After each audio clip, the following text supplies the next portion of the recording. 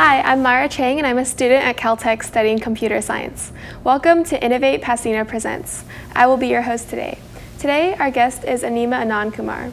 She is a professor in the Computing and Mathematical Sciences Department at CalTech, as well as the Director of Machine Learning Research at NVIDIA. Today, I just wanted to learn a little bit more about what she does and all of her incredible efforts. So I guess let's open up with that. How would you describe your work and, what's most important to you about how do you spend your time every day? Yeah. Thank you, Myra, and it's a pleasure to be here. Thank you for having me. I think I feel incredibly privileged to be here at CalTech in Pasadena and be surrounded by so many amazing, smart students, faculty, and researchers. I think it's always the question of learning new things and innovating further, right? So my area of research is in artificial intelligence, and that has the ambitious goal of how do we make machines more intelligent, to think, reason, and act like we do in a very general way with a broad set of skills. And to achieve that lofty goal, we have to take the scientific method of going in various steps, carefully experimenting, building the foundations, right? It's an entire process and keeps me very busy, but always excited. So I think AI, like artificial intelligence, has been in the news a lot. A lot of media hype about how it's going to ruin the world or how it's going to save the world.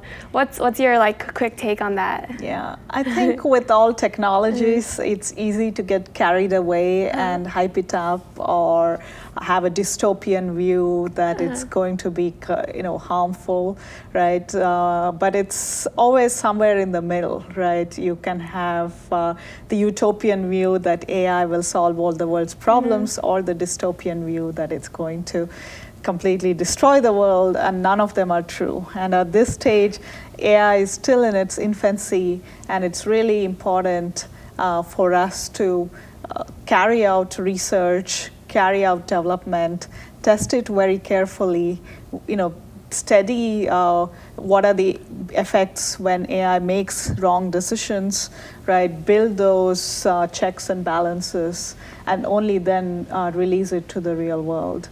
Just yesterday, a documentary was released by PBS Frontline on the Amazon empire, where I talked about face recognition and its both benefits and dangers, and how we want to be careful when we are putting this in the hands of law enforcement and other agencies when it comes to artificial intelligence. So I think the field is fast evolving, and it's really important to educate the public of where AI is today and not be taken in by all the media hype. Going back to that, you mentioned about how AI is being used in law enforcement. It's being used in a lot of very high stakes settings, right? And personally, when I see those things, I feel like it's very natural to kind of question, how do you make sure that those things are fair? How do you make sure that they're not hurting the people that they're meant to be, helping? And do you see yourself playing a role in that? Where do you see yourself in that? Yeah. I know there is a reason I speak out about this, because I think it's really important for us to maximize the benefits of AI while limiting any downsides, right? And that requires policy decisions, that requires people from many different areas coming together, right? That requires social scientists to study what would be the impact of AI in different societies for different sections of societies. And I think we need to bring all this together because there's so many applications where AI can be extremely beneficial if it's done the right way. I see. Right, and that's why we as scientists are at the front lines there to make sure we provide an honest view of whether we think the technology is ready or not. And for instance, going back to face recognition, I do see the benefits in many situations, right? If you want to speed up entering or authenticating people into a building. For instance, at NVIDIA, we do use face recognition to have employees enter the building, right? And even if once in a while it fails, I mean, there's always like the backup. We have our badges, we have our receptionists to let us into the building, right? So there it's low stakes. On the other hand, when we are putting this in the hands of law enforcement without proper testing or regulations, they could be used in so many ways we can't even imagine, especially when the systems still are not trustworthy enough. We can have them give high confidence answers that are wrong, right? Yeah. And that is also in turn biasing the people who use these systems. Right. I think the most dangerous situation would be, say, for instance, in body cams. If they are used in a life and death situation, which is evolving fast in real time, that could lead to a lot of rights. There's a huge stake in human lives in such situations. And I think right now we are not ready for that yet. So you mentioned that you think scientists should be at the forefront of making, or kind of informing people about how those things work. What about social scientists? What about people who study policy and things like that?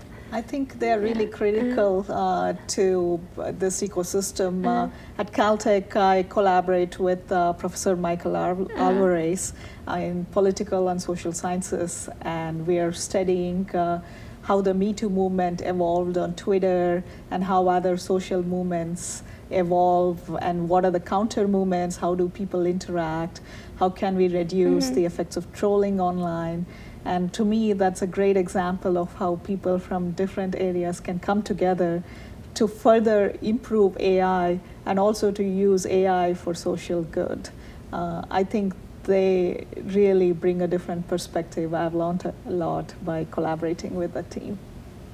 That sounds like a really cool project.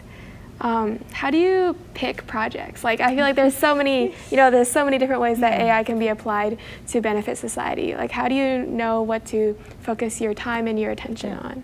Yeah, I think that is really tricky when everything is so exciting, right? And everything, a lot of things are really important. And to me, what I ask myself is, not just getting excited about the project, but what else could I have been doing, right? Thinking of the opportunity cost once in a while helps me kind of ground what can be truly important and innovative. And I think for me, like problems that are grounded in building a foundation, developing a scientific method, carefully testing it, I think that's what distinguishes science from just technological development, right? And I think it's very important to, of course, have engineering and development. When I'm at NVIDIA, I see so much amazing scale and hardware and engineering to make AI happen, right? But I can collaborate with those teams, and then I can go build the foundations for algorithms. I see. So, and they have to all come together. When you say foundations, are you talking more kind of like on the theoretical side of machine learning, or? Yeah, so foundations can mean many things, right? One can be a theory that says under what conditions do we expect AI to work? When would it fail? Can we develop algorithms that have guarantees? And the assumptions we make for those algorithms to work, are they realistic? Are they testable? I mean, do we have domains where that's natural to occur? I think that's where, from the theoretical side, we can bring in all the tools of analysis to say which algorithms will be effective and when would they tend to fail. But also, foundations can mean developing a scientific way of experimenting and testing these algorithms, right? Because that means we are carefully testing, is this a true effect or not? Right. We have strong baselines, we do ablations, we say, if I change this one feature, would the algorithm completely break down? If I changed my data in a certain way, if I perturbed it, is it robust? I think the careful experimentation is a hallmark of science, and it's a hallmark of how innovation has occurred over the last centuries. And the same aspect needs to be brought into AI as well. Are there situations where after, all of this foundation building and testing, and then you've kind of moved on to applications, are there situations where there's kind of like discrepancies or things that you just couldn't predict or expect in those applications? And these don't have to be in isolation, right? In fact, what I aim to do is to do this simultaneously. Okay. Mm-hmm. And in fact, anchor the empirical studies in real world applications. And work with domain experts in those applications.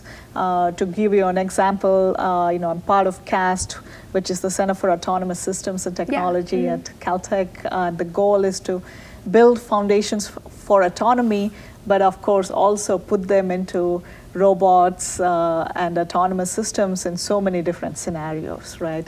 Whether it's drone and flying robots or walking robots or controlling smart grids autonomously. There's such a wide range of applications, and we have domain experts who focus on that. And so to me, if I want to develop AI that's going to make a difference in that domain, I need to closely understand and collaborate with these domain experts. And that development can happen simultaneously, right? The problems in that domain gives me inspiration to develop the theory, to develop ways we can carefully test and develop the algorithms. But at the same time, we can find that path towards transferring and making an impact in that domain. I see. Yeah. That makes a lot of sense. So, I feel like you have so many different roles, and you're playing a part in so many different projects. How do you balance it? Or even how do you balance your roles between CalTech and NVIDIA? Yeah, I think, to answer the last part of the question, at NVIDIA, I'm Director of Machine Learning Research. So having a role in the research organization means I have the freedom to pursue, right, what would be the next set of innovations? How can we develop AI algorithms for the next decade and the coming decades? And so I think having that freedom helps me, again, ask ambitious questions in terms of focusing on the core research.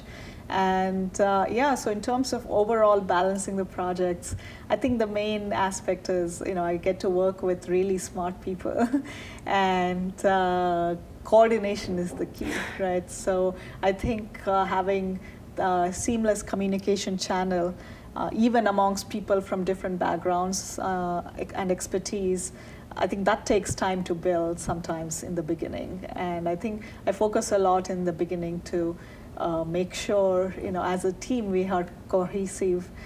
We all agree on the project vision, and if not, we brainstorm, we kind of arrive at that. I think that's really a critical piece of that. I think that's what keeps me going. Let's take a break, and we will be back with Anima Anandkumar after this message. Because of you, I felt hopeless. I know it was a joke, but it still hurt me.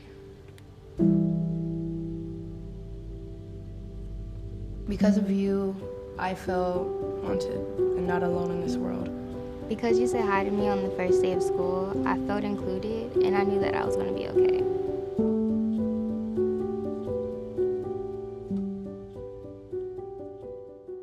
Dan Povenmire, the co-creator of Disney's Phineas and Ferb. And I've done the voice of Doofenshmirtz. And What cannot be done. Hear you nothing what I say? You must unlearn what you have learned. Try not. Do or do not. And most recently, Milo Murphy's Law. I haven't seen that kind of engagement in civic and government in any other city. We're working on the hard. Thank you so much, Dan, for being here. Thank you to Innovate Pasadena Presents. And remember, stay innovative. The central and midwestern U.S. averages more than 850 tornadoes each year. And lately, the number of floods has been rising in the region, too. So chances are, there will be more twisters and floods near here again. And between school, sports, and social lives, chances are, you won't be with your kids when it happens. Will they know what to do?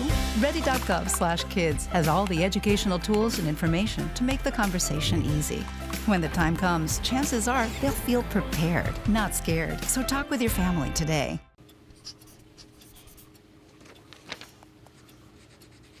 If you love them enough to relearn math so you can teach them math, then surely you'll check nhtsa.gov/the-right-seat to make sure they're correctly buckled in the back seat. Hey, Bobo, do trees tell each other stories? I'm sorry. I'm afraid I don't know that. Hey, why don't we go find out? Listen. Do clouds take naps? I couldn't tell you.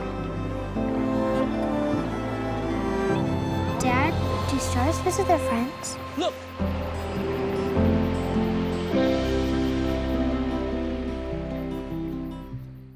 Welcome back to Innovate Pasadena Presents. Our guest is Anima Anandkumar. Before the break, we were talking about all the projects that she works on and how she balances all of them. Let's go back. So, what would you say is the favorite part of your job? I think the favorite part is connecting with so many passionate people, right? And in particular students, it's great to see young people with so much energy, passion, and enthusiasm. And, they really want to change the world. And they, at the same time, care a lot about equity and fairness, and also issues like climate change and sustainability. I think thinking about how to develop science and technology, but also for the greater good. That's what keeps me really, clued into everything. Speaking of climate change and sustainability, do you see AI as a part, what do you see as its role in those issues? Yeah, so at CalTech, you may be aware, we got the gift from Resnick Foundation, and that gives us so much of resources to truly think about what can make a big impact in improving sustainability and dealing with climate change, right? I think this is so important for our generation to go deeply into, because we have no way out of this. There is no escape. And so the question of, again, what would AI do here, I think is important, because AI can help in so many different ways. For instance, when it comes to battery technology, having solar cells that are more efficient, discovering materials that can be more sustainable or help in battery technology and other aspects of sustainability, right? All the way going from those fundamentals in terms of discovering new materials, we can use AI to help speed up that process and help discover better materials, better systems, improve efficiency of our smart grids, improve efficiency of our water systems, help satellite technology have better ways to measure climatic changes and processes on our Earth. So there are so many ways that AI can make a big difference, and at CalTech, we do want to pursue that in a big way.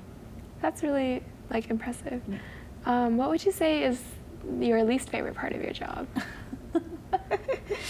That's a tough one. It's like asking who's your least favorite child. I think, as with every job, right, there will be always difficult situations and challenges, because at the end of the day, it comes to dealing with humans, and there can always be Do you prefer to just deal with machines? No, that's I do want. That's both that's more for most part is a great part of the job. Sometimes there are disagreements, right? And I think it's really important to make sure we address that well and we have the team cohesion. So I would say that that's a challenging part of the job. And I think the other aspects of broadly, dealing with how how do we affect a bigger change in the society, right? So it can sometimes be frustrating because, even when we develop good technology, it can take time for that to have an impact. To actually be implemented. Yeah. And I think I would say having the patience to see it all the way through sometimes is the least favorite part, but it's important. Just the sheer amount of time it takes, I guess. I see. You mentioned kind of dealing with people and just disagreements.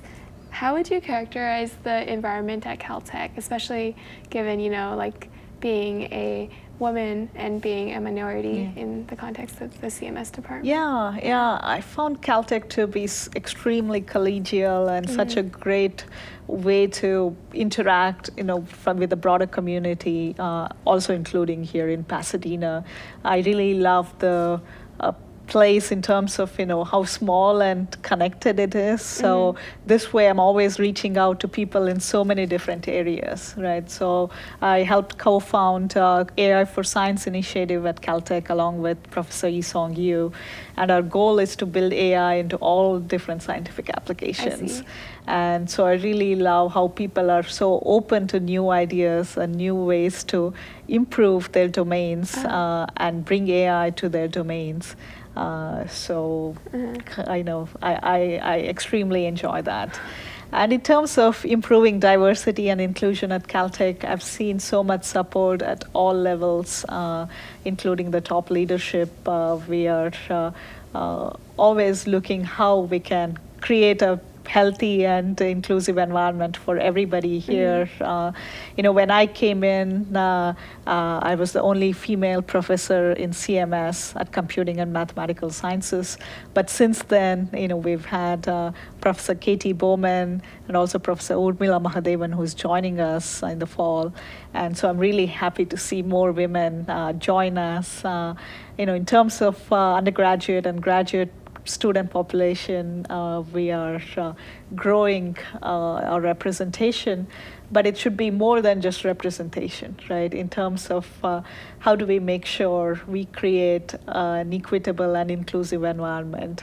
How do we address issues in the broader society, because that also has an impact of how the students at CalTech view our stand on this. And that's where, I take a stand when it comes to the Me Too movement. I've even talked about my own harassment experiences when I was younger and how that should not be tolerated anymore, and how we should have systems in place. The Title IX office should be empowered to handle with difficult situations, to handle with problematic cases, right? So it goes all the way from kind of how to deal with bad actors to how to improve representation, how to create good dialogues, how to have, a place where people are open and feel they can express how, what they're going through. We have great wellness programs now at CalTech,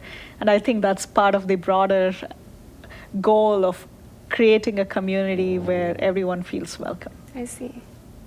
Yeah. And I know, unfortunately, that's not always everybody's perspective about how important those things are. Have you dealt with pushback against any of these initiatives, and how have you overcome that?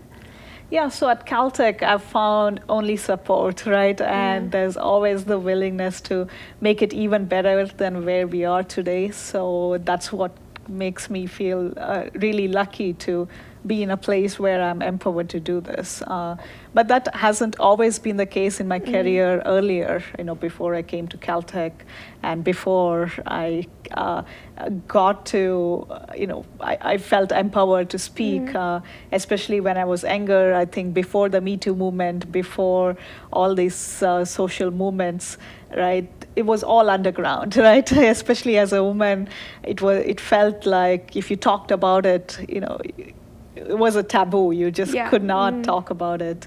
And then it was really challenging on how do you try to solve a problem where you can't even talk about it and you cannot seem to be representing, right, the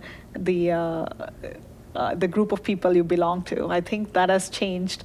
The Me Too movement has fundamentally changed how we talk about sexism, sexual harassment, diversity and inclusion, broadly in society and especially in technology. And I think I'm proud to now say I'm a woman in STEM, right? And we want more women and more minorities.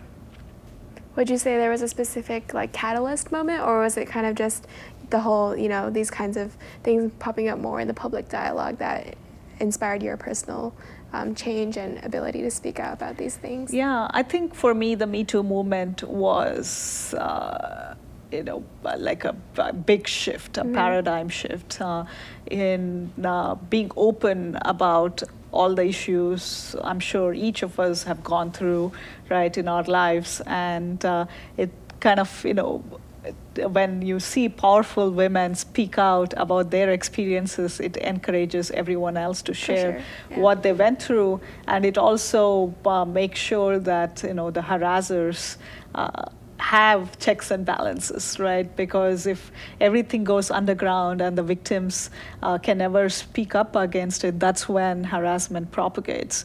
And I think that has brought a cultural change to make sure we have better empowerment and better ways to deal with harassment. But to me, these are still baby steps. We need better legal codes in terms of how harassment is reported, how it's dealt with, especially when it comes to information sharing. Among universities and among companies, we don't have mechanisms like that. So I hope one day we can change that. Thank you. I think our time is up, so I would like to thank our guest, Anima Anandkumar, for joining us. Thank you for watching, and remember, stay innovative.